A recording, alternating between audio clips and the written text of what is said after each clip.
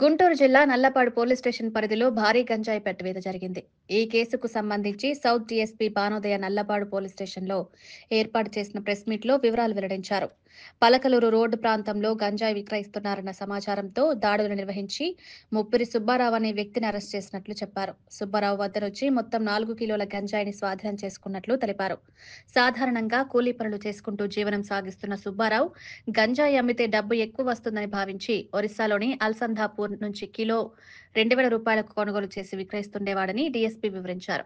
నిందితుడికి గంజాయి సేవించే అలవాటు ఉండడంతో తానే సేవించడానికి తెచ్చుకుని కొంత భాగాన్ని బయట వ్యక్తులకు అమ్ముతున్నట్లు తెలిపారు. కస్టడీలోకి తీసుకొని విచారించగా తెలిసింది ఏంటంటే ఫార్వర్డ్ లింకేజ్ లో ఈ పర్టికులర్ కేసులో 11 మందిని పట్టుకోవడం జరిగింది. ఆ 11 మందిలో 7గురిని ఆల్రెడీ అరెస్ట్ చేసి రిమాండ్కి పంపించడం జరిగింది. మిగిలిన 4గురిని ఈ రోజు రిమాండ్కి పంపించడం జరుగుతుంది. అలానే బ్యాక్వర్డ్ లింకేజ్లో 4 కన్స్యూమర్స్ కమ్ పెడ్లర్స్ని ఐడెంటిఫై చేయడం జరిగింది with intact 3 kilos of ganja. వీళ్ళందరూ కూడా they have been traced back to Lambasingi, Araku valley కానీ లేదంటే ఒరిస్సాలో ఉన్న బరంపూర్ ఏరియాకి కానీ వీళ్ళందరూ కూడా బ్యాక్వర్డ్ లింకేజ్లో ట్రేస్ బ్యాక్ అయ్యారు. ఈ విషయ సర్కిల్ ఏదైతే ఉందో 15 మంది చుట్టూ తిరుగుతుందని మాకు అర్థమైంది. ఫార్వర్డ్ లింకేజ్లో 4, బ్యాక్వర్డ్ లింకేజ్లో 11 మంది.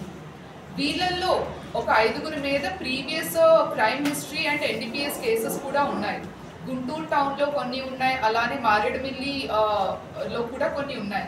ఇందులో 5గురు ముప్పిరి సుబ్బారావు కావచ్చు, షఫీ, షారీఫ్, వెంకటేష్, అలానే హర్షవర్ధన్, ఈ 5గురి మీద ప్రీవియస్ ఎన్డీపీఎస్ కేస్ హిస్టరీ ఇంకా క్రిమినల్ హిస్టరీ కూడా ఉంది.